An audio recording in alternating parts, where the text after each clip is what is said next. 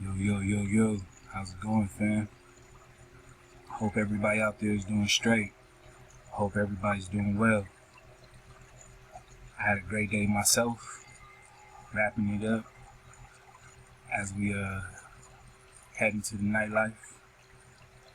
Hope everybody out there is doing straight. Much love to all the indigenous fam.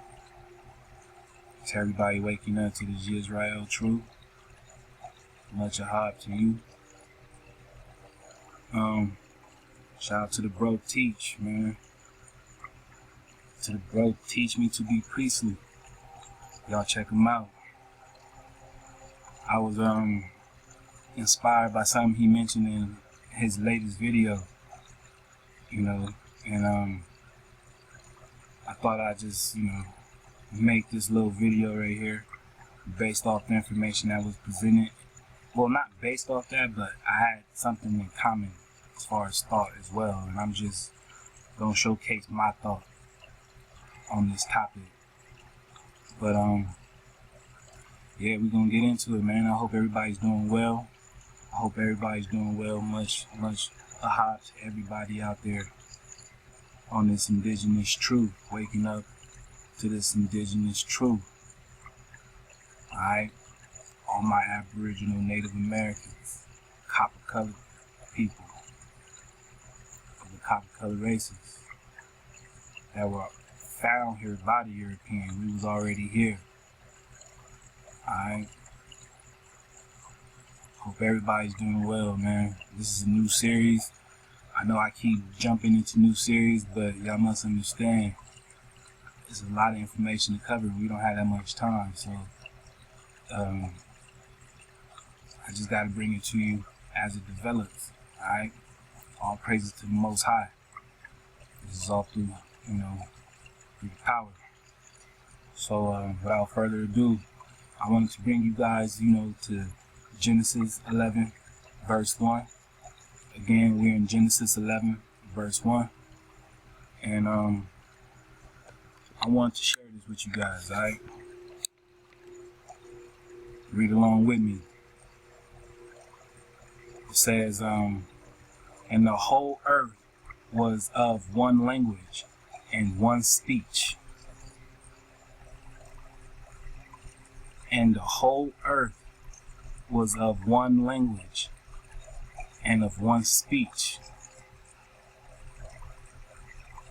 And it came to pass, as they journeyed from the east, that they found a plain in the land of Shinar, and they dwelt there. And they said one to another, Go to, let us make brick and burn them thoroughly. And they had brick for stone and slime. And slime had they for mortar. They had brick for stone, and slime had they for mortar. And they said, Go to, let us build us a city and a tower whose top may reach unto the heaven. Let us make us a name, lest we be scattered abroad upon the face of the whole earth. And the Most High came down to see the city and the tower which the children of man had built. And the Most High said, Behold, the people are one, and they have all one language. And this they began to do. And now nothing will be restrained from them which they have imagined to do. Go to, let us go down there and confound their language. Let us go down there and confound their language, that they may not understand one another's speech. Go to, let us go down there and go to, let us go down there and there confound their language, that they might not understand one another's speech. Alright?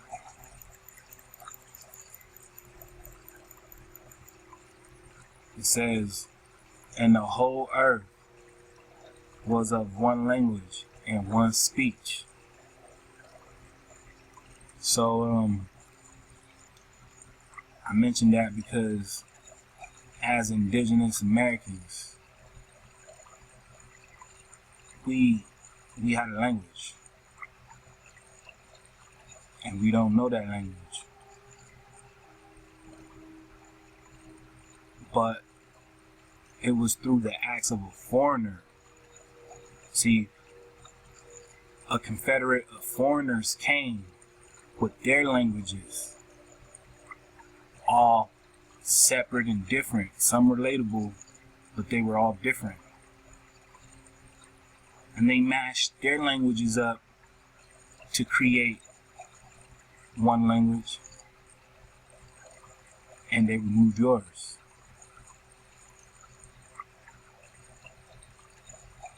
So I need you guys to understand, your language was taken away from you by force.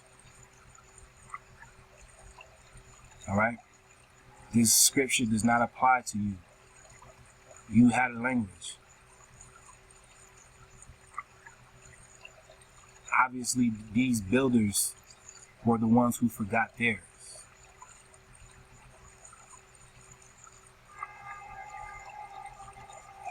We're going to go into another one. Alright?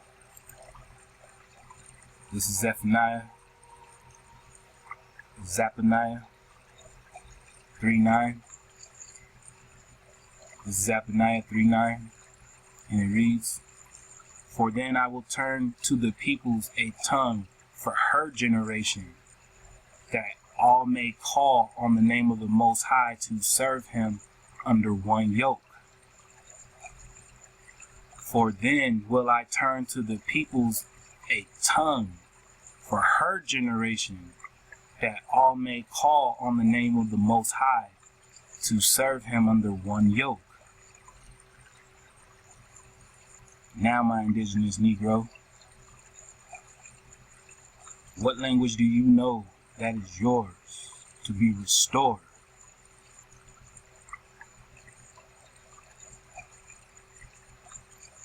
What language do you know to be yours, my indigenous Negro? Not English, not Spanish.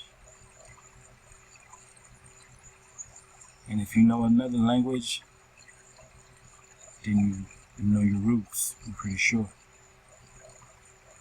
So, what language is returning? It seems that, if everybody at one point, right, was speaking one speech,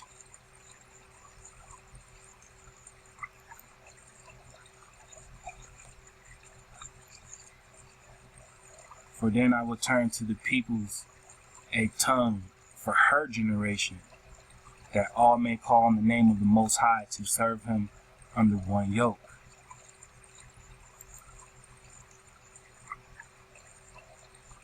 For then I will turn to the people a pure language, that all may call upon the name of the Most High to serve him with one consent.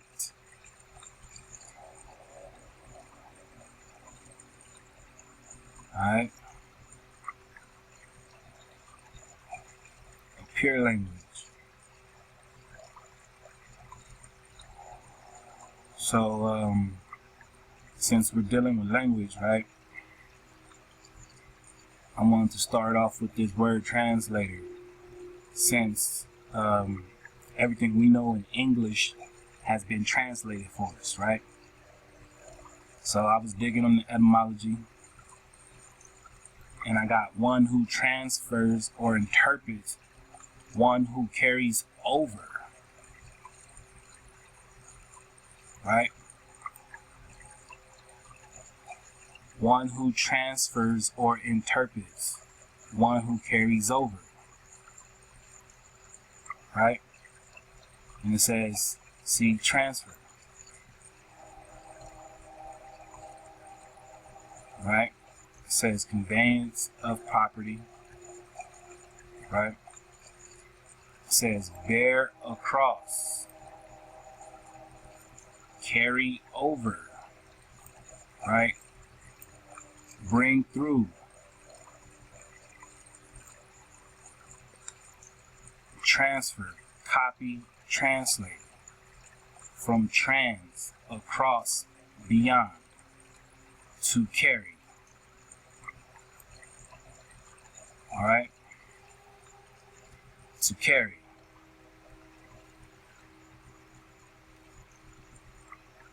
We're talking about translator. One who transfers or interprets. One who carries over. So that basically made me think, what is it that we really understand or truly know about the interpretation or the translation of Hebrew? How does that involve us as indigenous Americans of the copper-colored tribe, right? So, I had this little article I came across, right? And it says, what is Hebrew? What is a Hebrew? It says, Hebrew does not mean a Jew, although some Judeans may be Hebrews. Genetically speaking, Hebrew means any descendant of Eber. Eber, an ancestor of Abraham, was the great-grandson of Noah. Still, since the flesh counts for nothing, we define Hebrew not physically, but spiritually. So these Christians, they come in with these thoughts, right? And this is the way they think, right? This is the way a lot of people think. It says, spiritually and behaviorally, Hebrew carries the inherently politically devised connotations. Separated to the other side, those who live on the other side, independent, stateless, not the subjects of any human ruler, foreign to all worldly nations, migratory,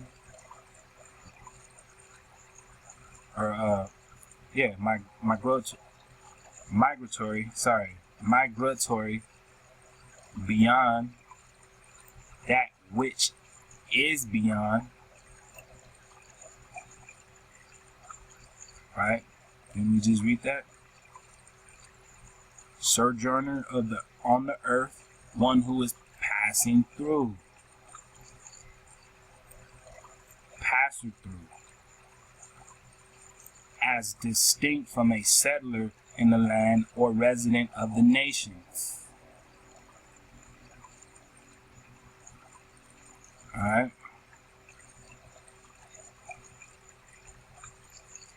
It says, after Noah landed the ark, his wife birthed him a son named Shem, from whom a man the Bible names Eber.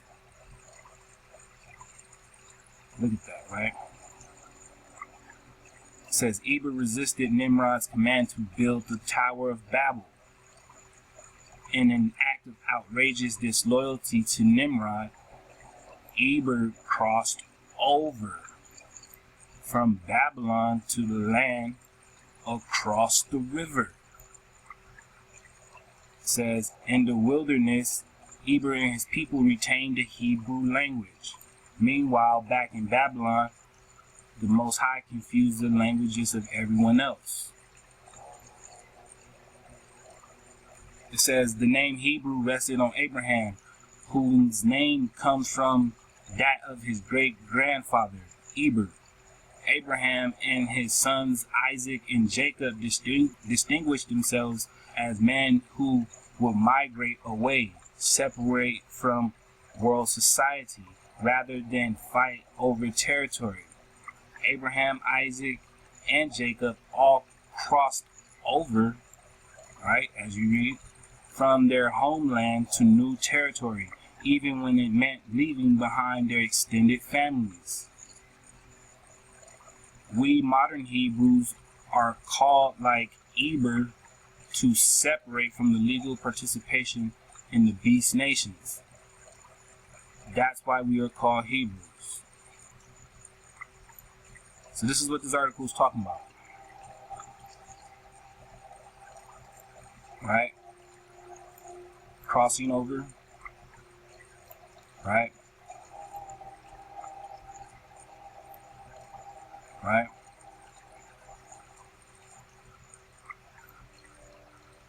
Right? And that's what we're dealing with, right? One who carries over. Right?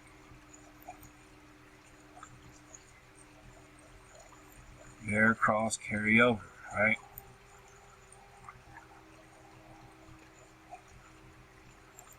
That's what this is saying. So, I was like, whoa, that kind of tripped me out, right? So, I was doing some studying and, noticed that, right? Eber, right? I was digging on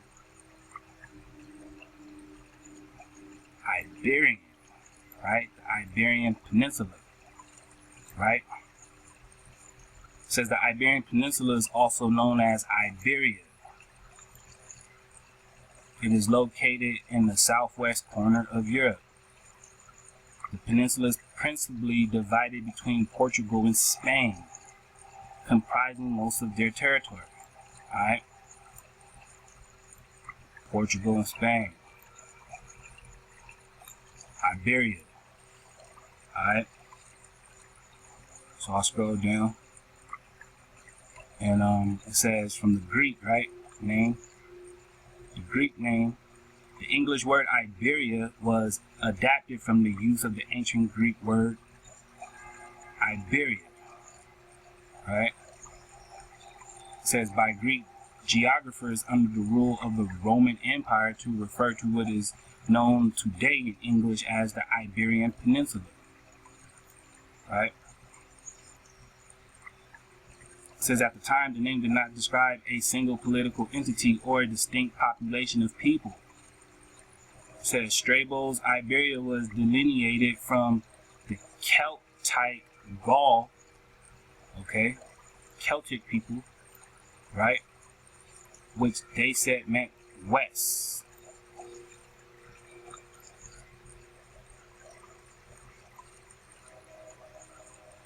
All right. So they said that means west, and if you've been rocking with us from, for the whole show, you already know what the west means. So I sensed hijack when I saw that, right? And they talking about the term means Iberia, right? So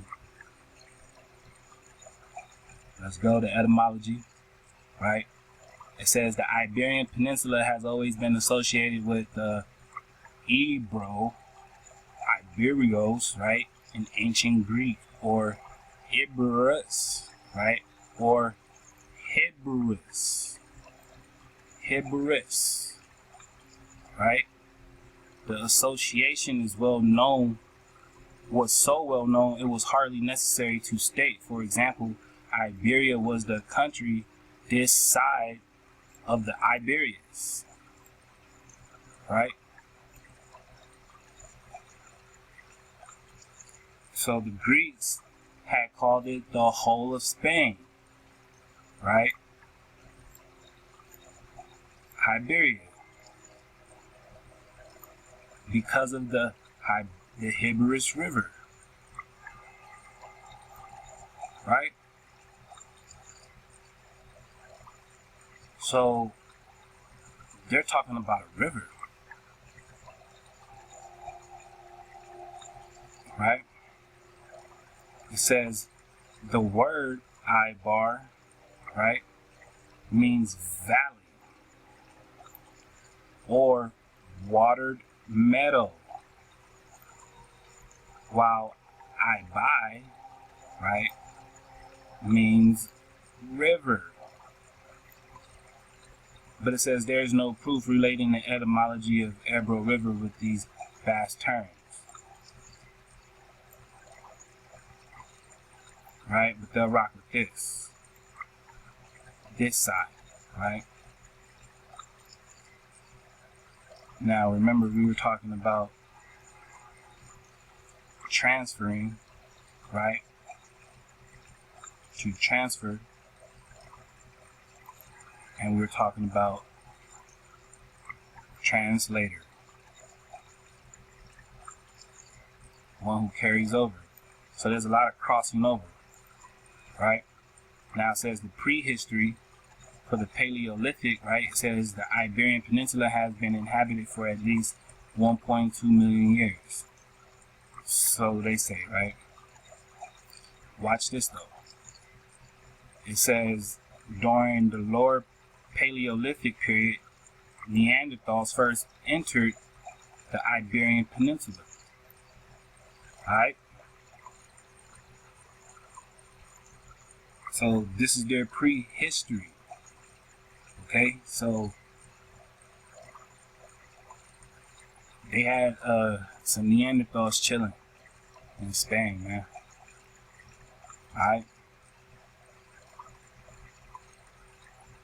Straight up. If you saw that last series we was dealing with, you already know where I'm coming from. So I hope everybody's following me. If not, go check it out. You can hit pause right now and go check it out. Alright? So we're gonna carry on. And yeah, I came across the Safari Jews, right?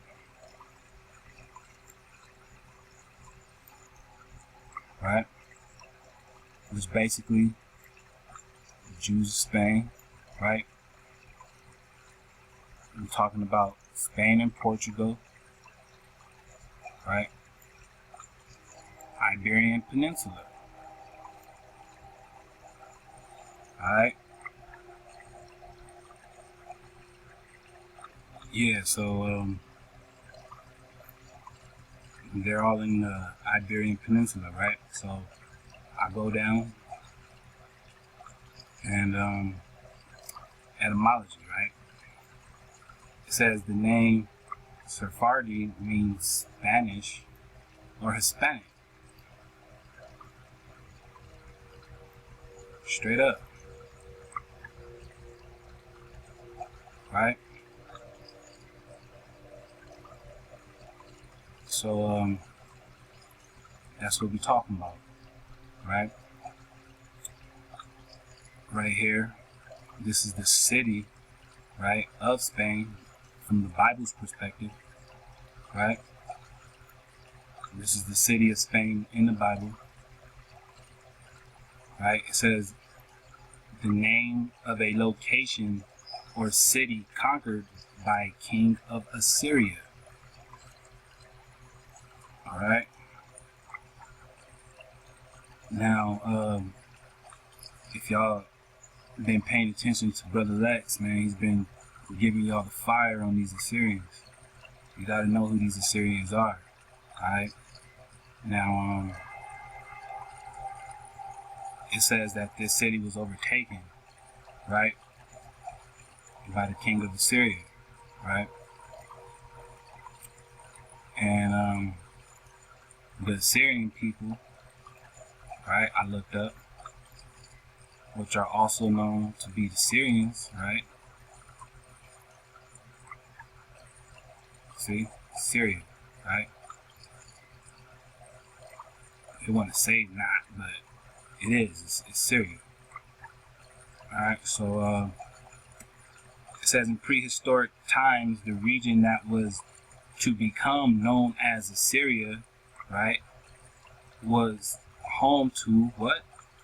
Neanderthals. Something else. Right?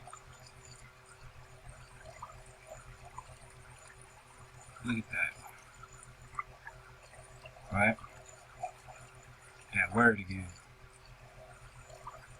Now, I'm not saying this has a correlation to what we're digging on, but it is similar. You can see it for yourself. Right? That's just how I see things. So, Assyria was home to Neanderthals before the Assyrians set up shop. Alright? We're talking before the Assyrians set up shop. Which is probably why they became the Neo-Assyrian, New Assyrian, right?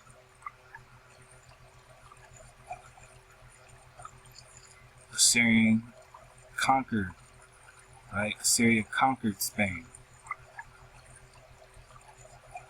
right?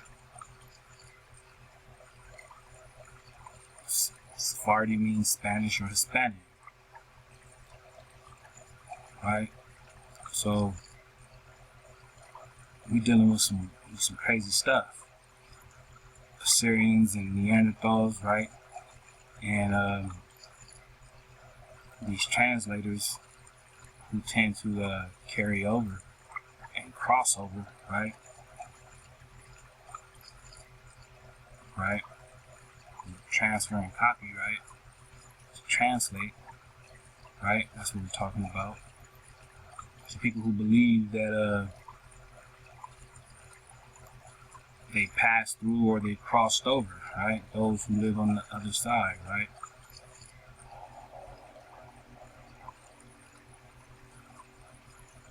Right? Iberian Peninsula, right?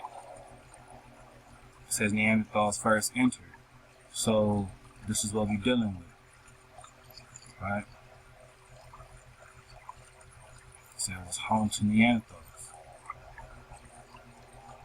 Alright?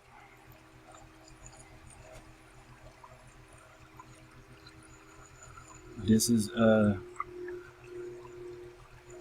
what it would have looked like, right? You see Spain way down here, right? Gog, Gomer, right? Portugal, Spain, all right? So this is in the land of Magog, the son of Japhet. This is Europe, right? We're talking Table of Nations right here, right?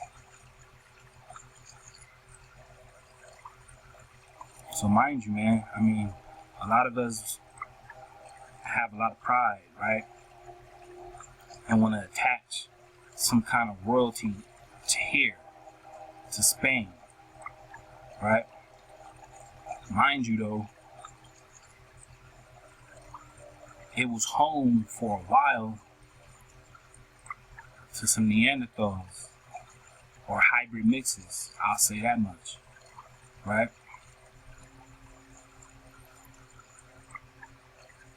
Spain says officially the Kingdom of Spain, right?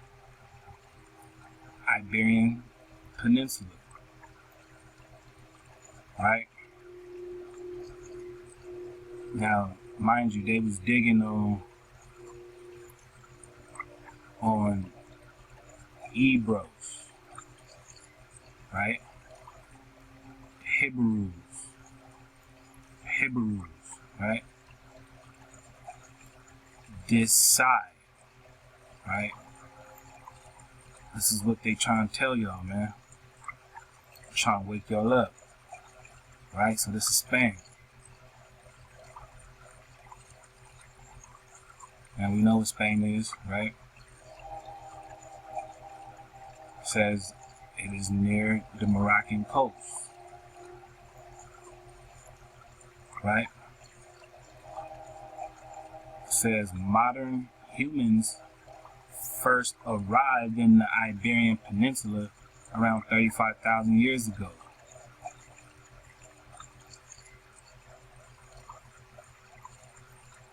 Alright? It says Iberian cultures along with ancient Phoenician or Canaanite, right?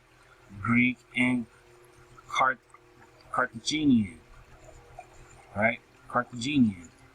Settlements developed on the peninsula until it came under Roman rule around 200 BCE, after which the region was named Hispania, right? Based on the earlier Phoenician name Span or Spania, right? It says in the Middle Ages, the area was conquered by Germanic tribes, right? Now we already know about the Neanderthal being found in Germany. So there you go, alright? And then it says later by the Moors, alright? It says Spain emerged as a unified country in the 15th century. So the Moors didn't get there until a long time after. And then you got to imagine these Moors mixed in with some folks that wasn't like them. Alright? It says following the marriage of the Catholic monarchs and the completion of the 8-century-long Greek conquest from the Moors in 1492, alright? So they broke off from the Moors after the Moors gave them all they gained. Alright? The Moors taught them everything they knew. And these Spaniards backed off, man. Straight up.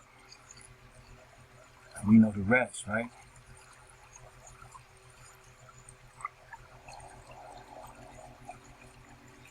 Hebrews,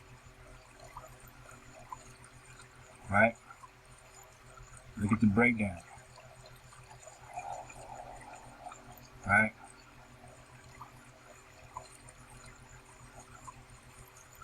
Right?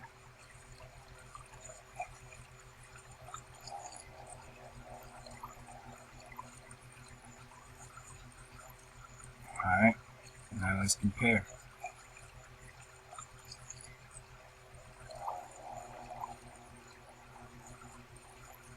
What was it? Iberia, right?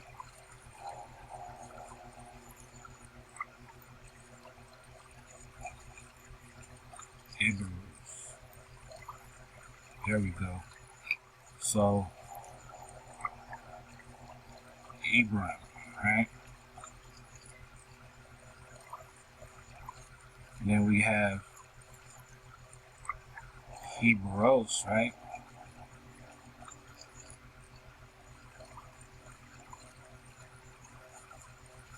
And it says that they were nomadic. I want y'all to pay attention because this is a conflict with being indigenous, which is why a lot of people are confused. You can't be indigenous and nomadic at the same time. We'll come back to that later though. I wanna right? Hebrews, right? And when we got to the etymology, we got Hebrews. Y'all digging this? Alright.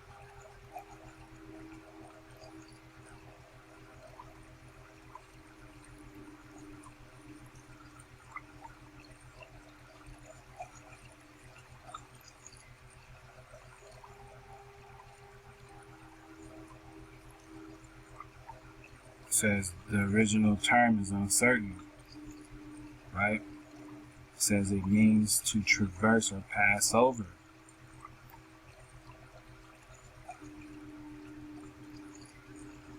So this is what we must know, fam. We must know why we're Hebrew. Alright? We have to know this is about a bloodline. Alright? Not no faith, spirituality. Nonsense. This is about genetics. genetics, my people, in land. Alright?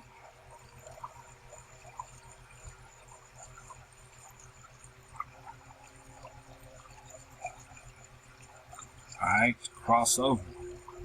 Right?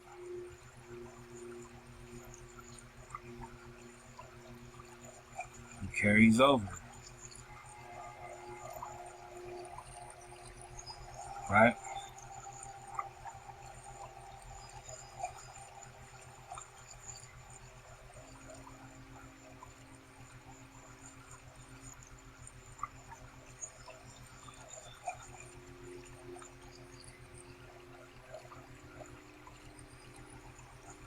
So yeah, man. I need y'all to let that sit in. Alright?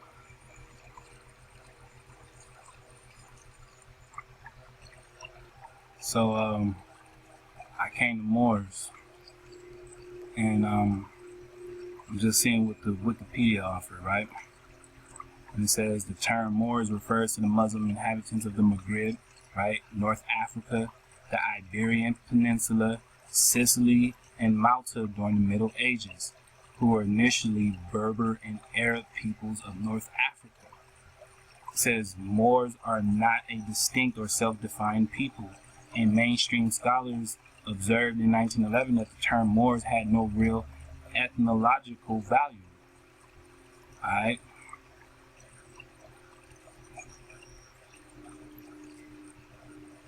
So, it says that the Moors were of a Berber and Arab people from North Africa, right? Who were also in the Iberian Peninsula and Sicily.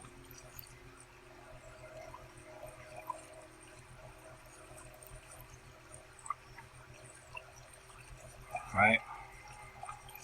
Muslim inhabitants of the Maghreb, North Africa, the Iberian Peninsula. Right? Berber and Arab peoples.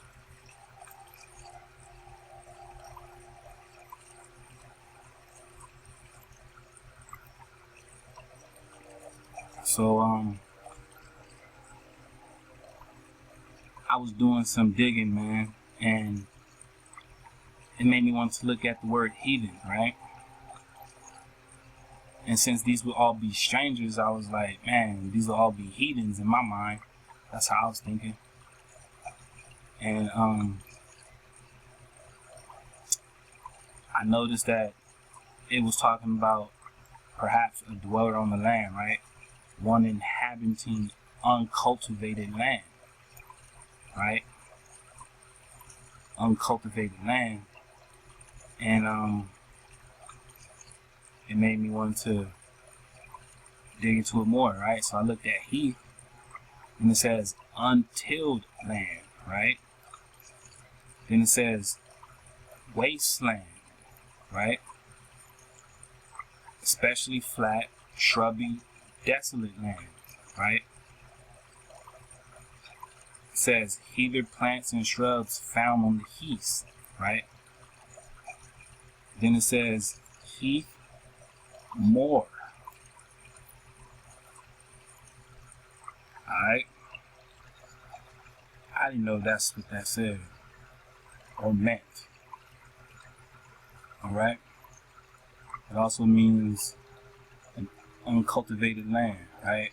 Or a forest. Right? Uncultivated land. Right? Oh yeah, we just looked at it. Right? More. So, more is in the word heath. And heath is the main root for heathen. Right? Heathen.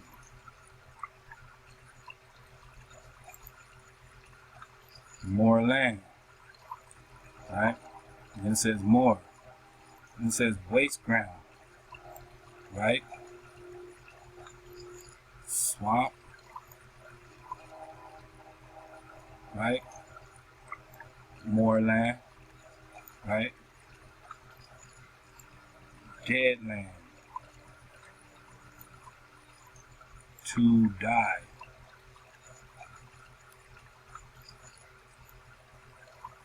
Wow, fam.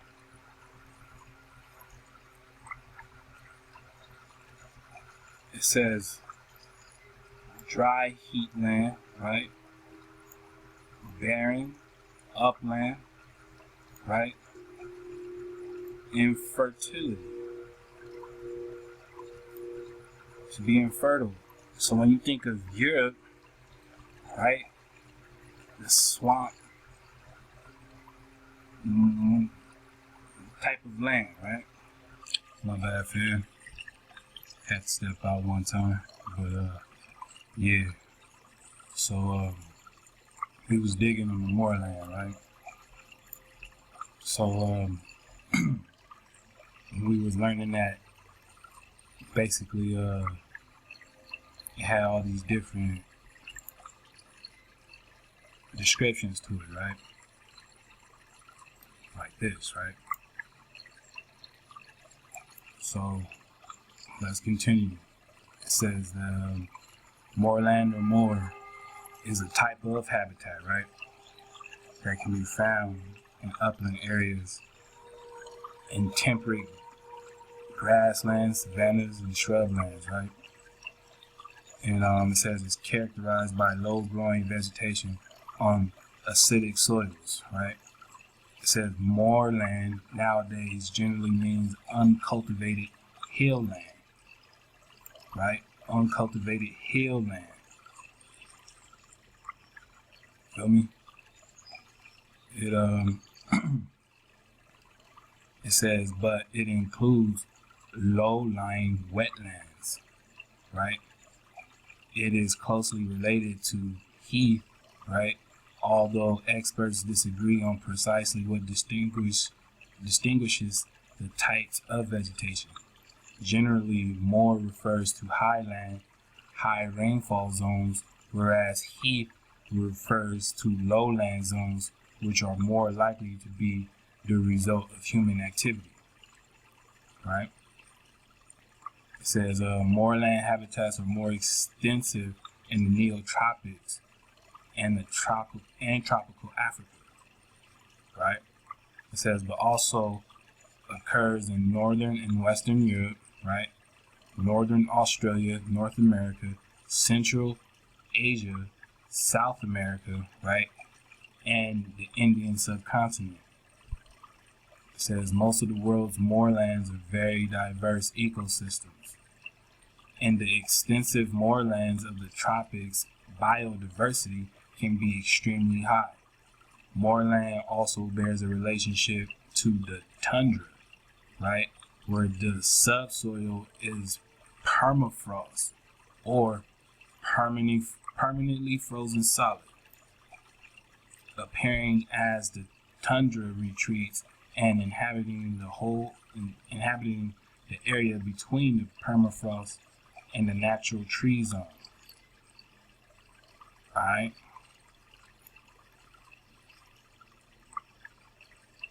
So yeah, man, this is really linking back up to the Neanderthal New Man series, right? I mean, we were dealing with the tundra and all of this, right? Central Asia, all of that in that series. And this came from more, right? So it's just crazy, man, because this puts a lot into perspective about what I didn't know.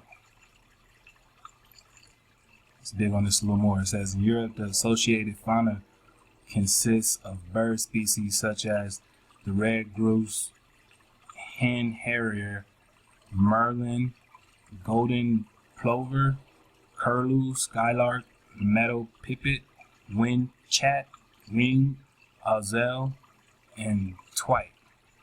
Other species dominate in the moorlands elsewhere. It says reptiles are few due to cooler conditions. In Europe only the common viper is frequent, though in other regions moorlands are commonly home to dozens of reptile species. Amphibians such as frogs are well represented in moorlands. When moorland is overgrazed, woody vegetation is often lost, being replaced by coarse, unpalatable grasses and bracken with a greatly reduced fauna. Alright? So, yeah, man. I mean, it's an uncultivated hill land. Alright? So it's all connected. I mean, dead land, right? Swamp, right? Heathland. Dry heathland. That's what we just got through looking at, right? Area of infertility. Right? So we're gonna continue on. Get this finished up for y'all. So this is another article, right? And let's check it out. It says the mining of silver began some 5,000 years ago. Silver was first mined in about 3000 BC in Anatolia, modern-day Turkey. These early lodes were a valuable resource for the civilizations that flourished in the Near East, Crete, and Greece throughout antiquity.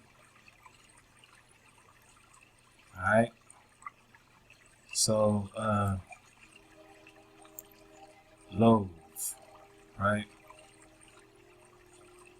That's basically how I got here, because I came across this word and I said, what is that, right? So I said, I gotta figure this out, right? And I checked it out. Right.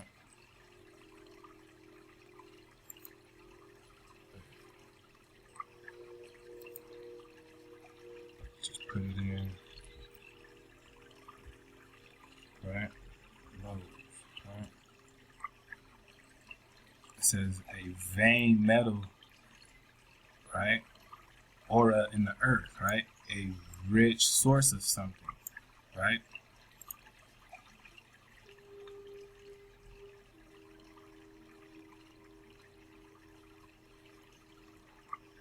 Lodestone, right? Also notice this, loads, right?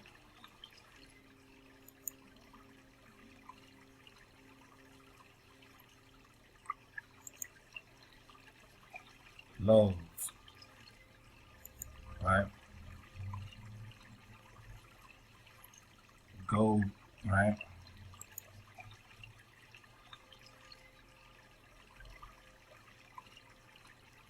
Yeah, so I mean, that was interesting to me, you know? So,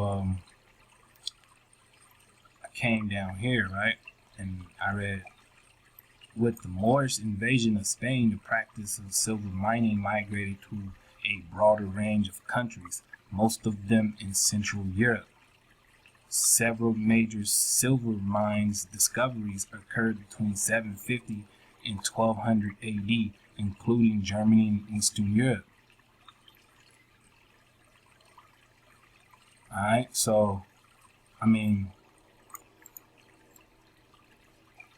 we talking a long, good cooperation here with these guys.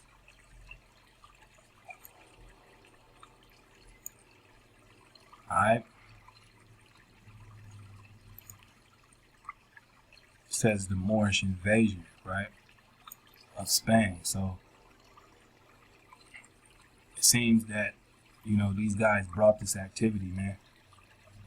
So, we saw what this was, right? And what we were dealing with, right? But where they get this information from, right? On this level. Because, we're talking about ultimately, in the end, right? Crazy. So, said silver mining in Nevada, right? A state of the United States, right? Began in 1858 with the discovery of what? The Comstock Lode, the first major silver mining district in the United States. Nevada calls itself the Silver State. Nevada is the nation's second largest producer of silver after Alaska. Alright? It says Nevada produced about 10.93 million troy ounces of silver.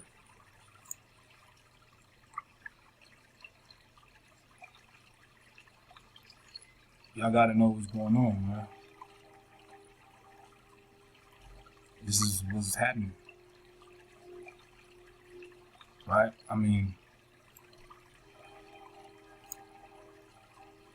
Gold rushes, silver rushes, right? We're talking about mining, right?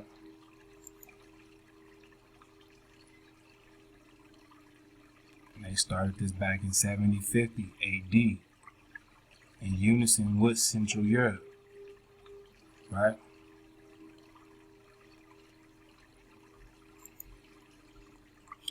So I want to bring you guys here. This is Jeremiah in the Coverdale Bible. Alright. So we're talking about an ancient translation, man. And we're in Jeremiah chapter 38. Alright. And I want y'all to see this with me. I'm gonna just read these verses. Start at verse 7. Right? And it says, so Jeremy stacked fast in the mire. Now when Adelamelech, the Morian, right? The Morian, being a chamberlain in the king's court, understood that they had cast Jeremy into the dungeon. Adelamelech,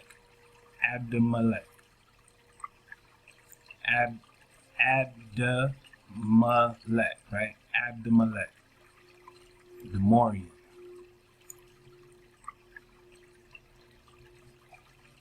Right? The Morian. It says at verse 10, right? Then the king commanded Abdelmelech, right? The Morian, and said, take from hence 30 men whom thou wilt, and draw up Jeremy the prophet out of the dungeon before he die. Right?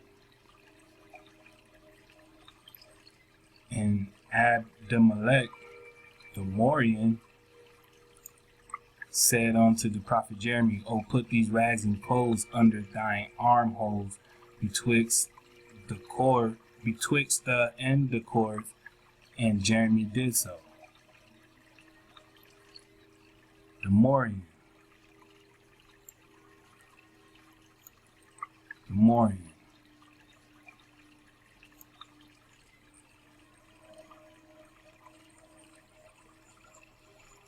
They were identifying the Moors since you, Israel.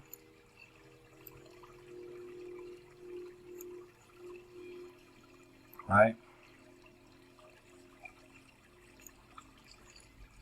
Let's check out another translation. Right? Jeremiah 38, 1599 Geneva. Alright? It says, now when Ebed-Melech, yea, black Moor,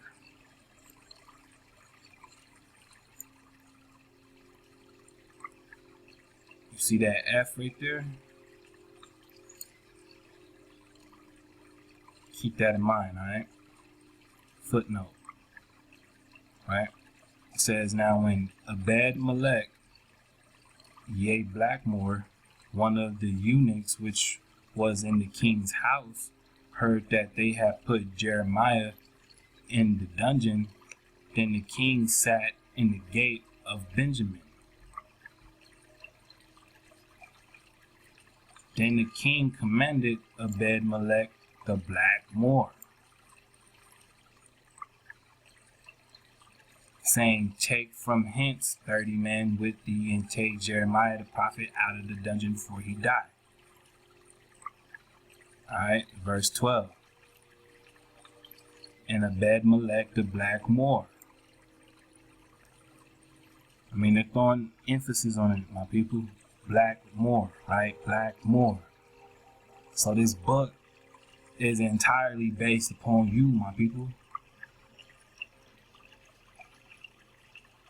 Who are these Blackmores?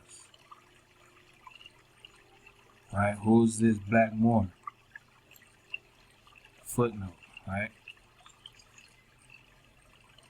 Let's check it out. F. Jeremiah. Hebrew, Cushite, or Ethiopian.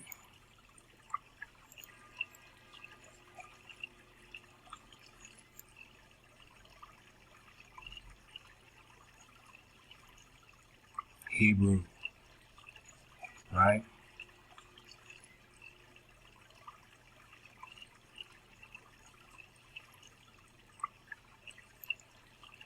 Blackmore.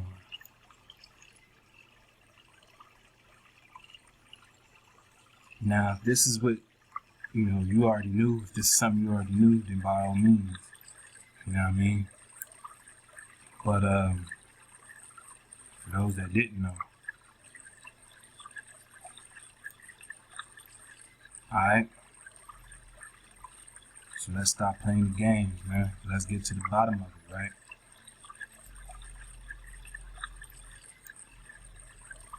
Right?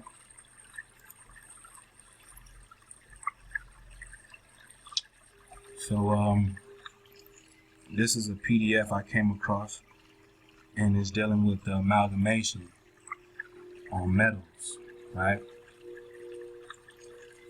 It says cinnabar was mined in Turkey more than 8,000 years ago and was used as a pigment and retorted for mercury.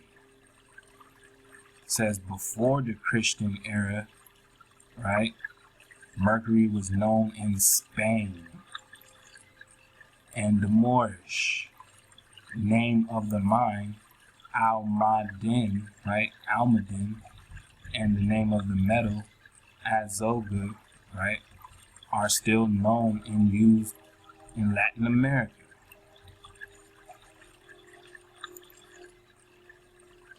It says by AD 77, Rome imported 4 to 5 metric tons of mercury annually from the mines at Almadin that were used for gold amalgamation and small-scale mining.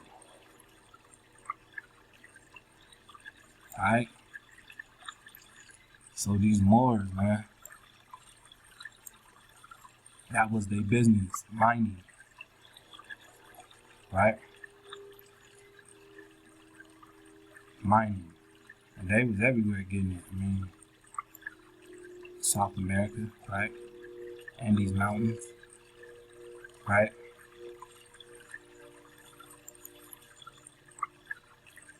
This article right here says,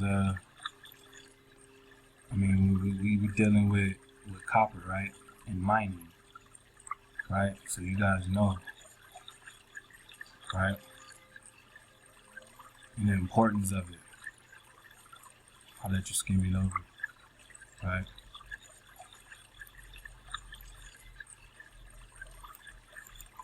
It says from what? Ancient Egypt, right?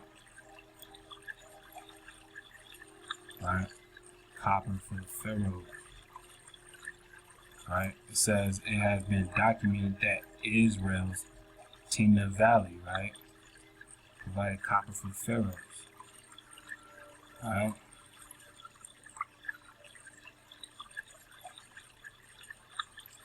So it says the Moors lived in southern Spain during the Middle Ages. Right? They used copper for cooking utensils and for ornaments. To continue to mine the still vast sulfide ore deposits of Rio Tinto, they developed a new process. They collected the ore, broke it into pieces, and piled it into heaps. Water was allowed to seep down through the heaps. The water was then collected. This technique is called heap leach. Right?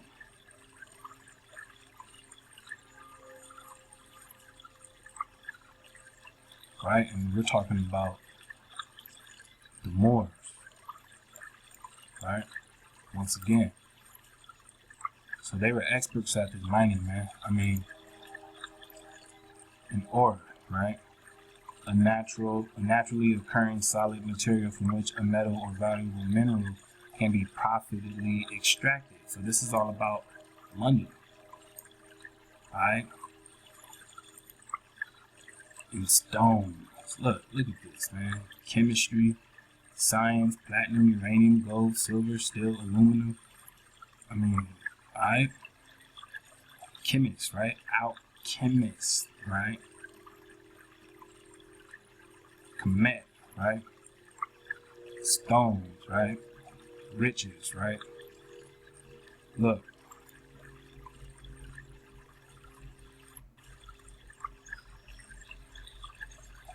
Right? This is what it's about for them.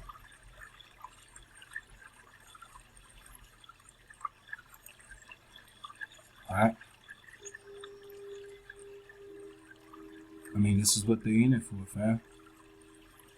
This is what we're really looking at, right?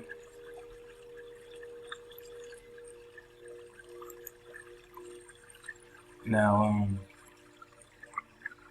I came across this article. I was going to touch on it a bit, but I'm not. Instead, you know, I'm going to just let you see it. The Anunnaki manipulation, right, of man, right? So, we already know about the Anunnaki, right? And basically the Anunnaki, well, look, we'll see it for ourselves, right? It says a complex mining operation was begun in Southeast Africa, which later required human hybrid slaves. Because their planet goes far out in space, these beings are in darkness and misery much of the time. When they approach the sun again, they delight in visiting our planet Earth with the feminine essence of the goddess so vibrant and living upon her. There is evidence of these visits throughout ancient history, particularly in the Sumerian culture. Right? It says, when the Anunnaki and their god Anu visit our planet, they interfere with its natural rhythms in nature. Since they are of a different origin, which is more advanced, and they live for thousands of our years, they have manipulated us by genetic experiments and considered us like guinea pigs or as slaves for their gold mines. Alright? It says, it is said thousands of our years past, they took the gentle and docile hominin species we know as Homo erectus and bred a human hybrid from their own DNA.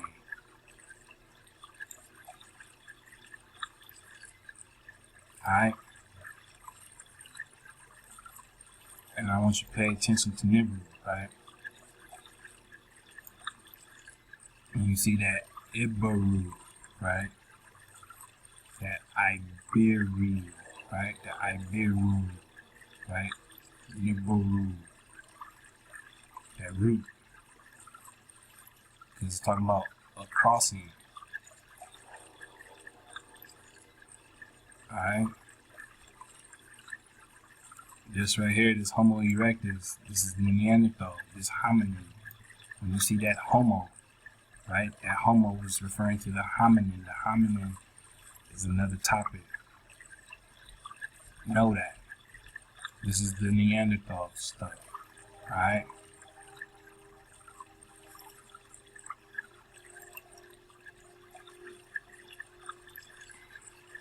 The Anunnaki's ancient knowledge site, right? Who are the people of the sun?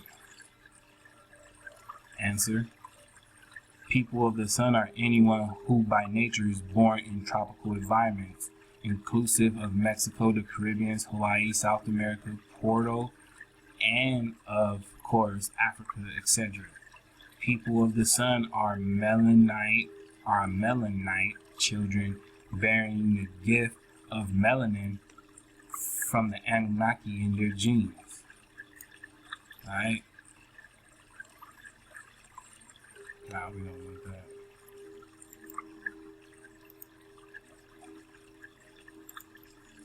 Right? It says the Anunnaki in their genes, right? It says melanin can withstand exposure to heat up to 1250 degrees and still retain most of its properties. Alright?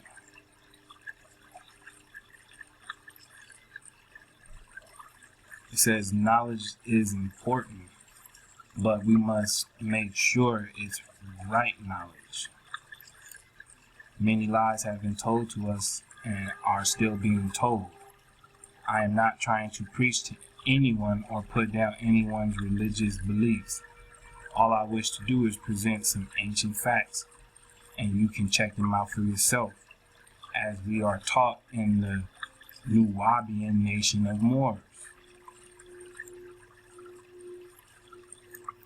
Alright?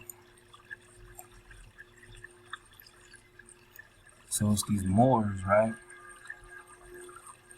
that connect back to these ancient miners, these Anunnakis, right? It says the tablets of Adapa, right?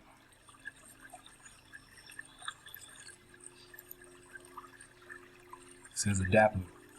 Adapa, the first of the Mesopotamian 7 sages, right, was a mythical figure who unknowingly refused the gift of immortality. It says the story is first attested in the Kassite period, 14th century BC, in fragmentary tablets from Tel el Armana, right, from Assur, of the late 2nd millennium BC. It says Mesopotamian myth tells of 7 antediluvian sages who were sent by Ea, the wise god of Eridu, to bring the arts of civilization to humankind. Alright? It says the first of these, Adapa, right, also known as Uan, right, the name given as Oannes, right, says it introduced the practice of the correct rites of religious observation as priests, right, of the Eapsu temple at Eridu, right. It says the sages are described in Mesopotamian literature as pure Paradu fish, probably a carp, whose bones are found associated with the earliest shrine and still kept as a holy duty in the precincts of Near Eastern mosques and monasteries. Adapa as a fisherman was iconographically portrayed as a fishman composite.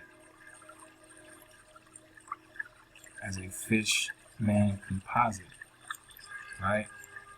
A fisherman, right? Pure fish. Dapper, right? Tablets of Dapper, right? We're talking about Anunnaki, right?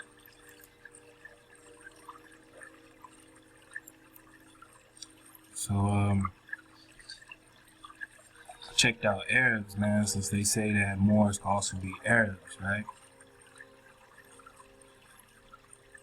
And says Arabs are an ethnic group inhabiting the Arab world. They primarily live in the Arab states in Western Asia, North Africa, the Horn of Africa, and Western Indian Ocean islands. Alright.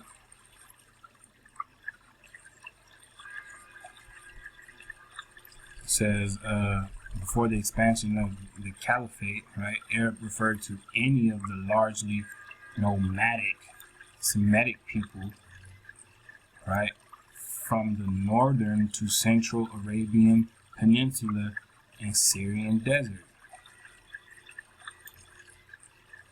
right?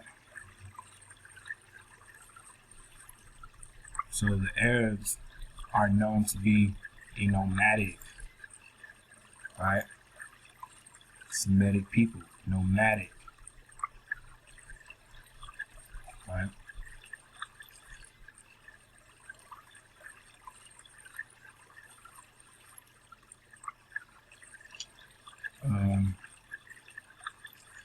Let's dig on this word, right? It says that the word Arab was initially applied to the Ishmaelites of the Araba Valley, right? In biblical etymology, Arab in Hebrew, RV, right, comes from both the desert origin, right, of the Bedouins, right? It originally described Arva, right? It means wilderness, right? When we were dealing with the moorland, right? It says the root RB has several additional meanings in the Semitic language, including west of sunset, right? Desert, right? Mingle, mixed, merchant, and raven. Alright? And on top of that, nomadic. Moving around. Traverse.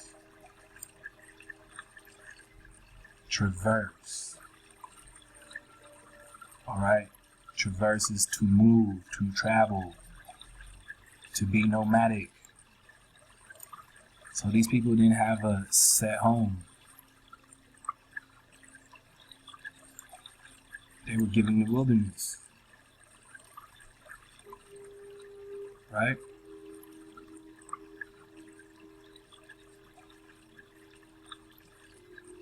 The wilderness, man. So, I did more digging, right? And I found more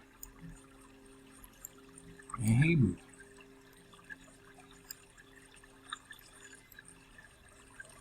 Right? So in Hebrew, it means to change or exchange, to be changed, to change or alter, to exchange. It says more, right? A primitive root, to alter by implication, to barter, right? To dispose of, change and remove.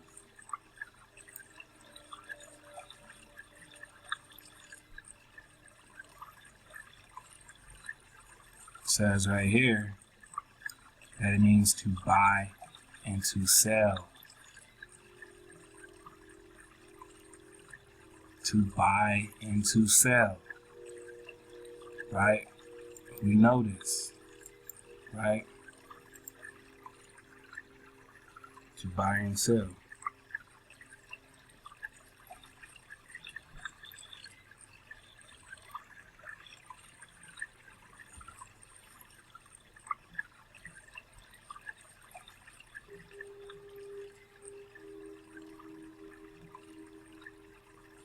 Right?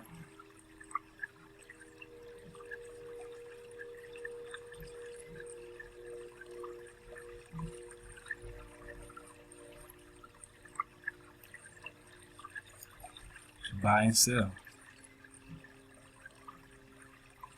Vile.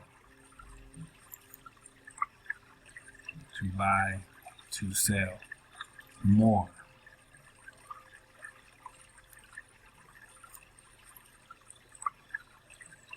So I know a lot of us, right? We attach more based off this black thing, right? And we take it up with black, right? Color. But my people, I think that's where they're beating you over the head. Part of the trickery. Because technically at this time, especially in this ancient time, who wasn't dark?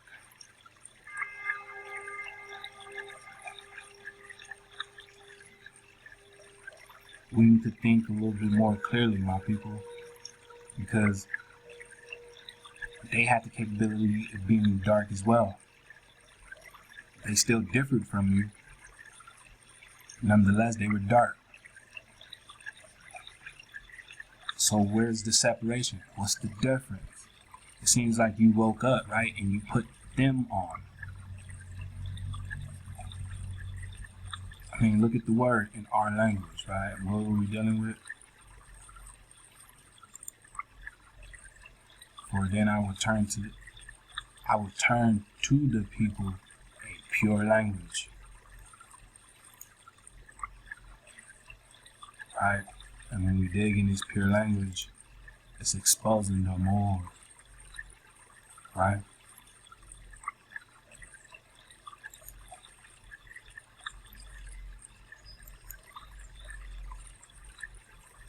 These are Arabs.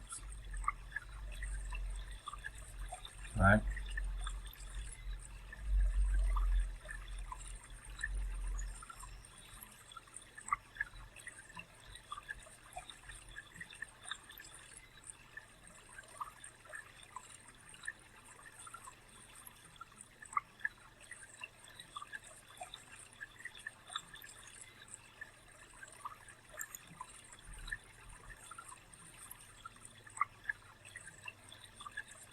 Or the original Arabs of Arabia Black, right?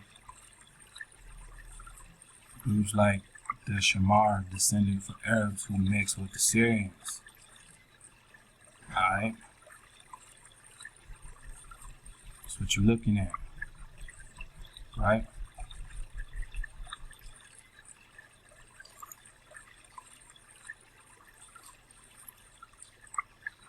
Right? See, they're dark too. But are they you? Right?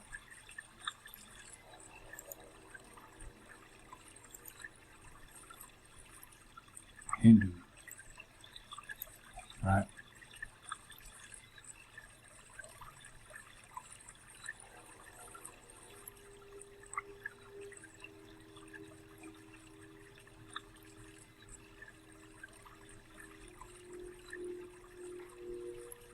Right? I'm showing y'all this because when we were talking about the Moors as an ethnicity, right? Sri Lanka, right? The Moors were in India, right? Arab peoples, right? India, right? So, looking at these Hindus, right?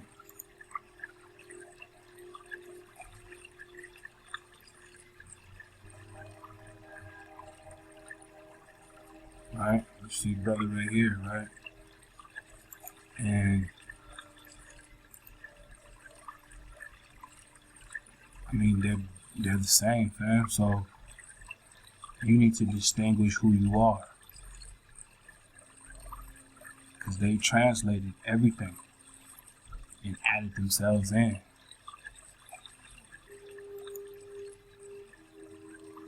Right?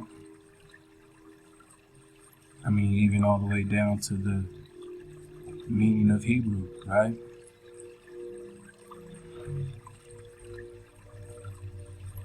And if you don't know that this is about genetics, then you gonna think that it's about crossing waters.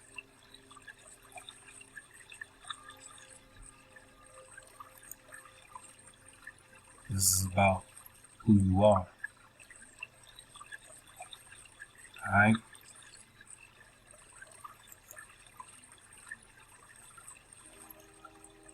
Desert.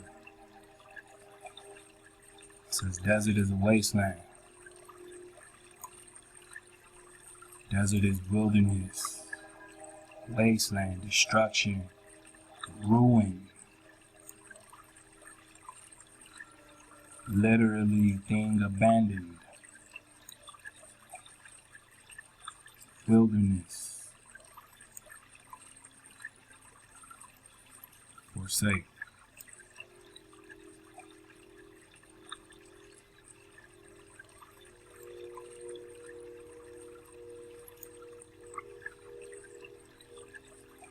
Right?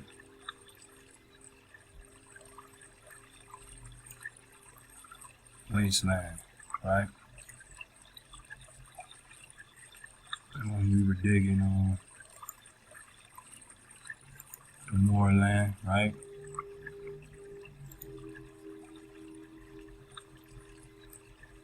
Dead land, right? To die, right? That's what it said. To die, right? It said infertile, land of infertility. Alright. So yeah, fam, that's pretty much it. Just want to kick that to y'all. And really put it to y'all like that. Make sure y'all know what y'all doing, man, because if you're indigenous, you're not nomadic. You settle. You set up shop. You sit still. You stay put. You plant. These people traverse. They cross over. They immigrate. Mix in. And they've removed you. So yeah, man. Hope that was cool. Hope y'all found it informative, right? Praises to the Most High. You already know. We're getting back at y'all with another one soon. Till the next time.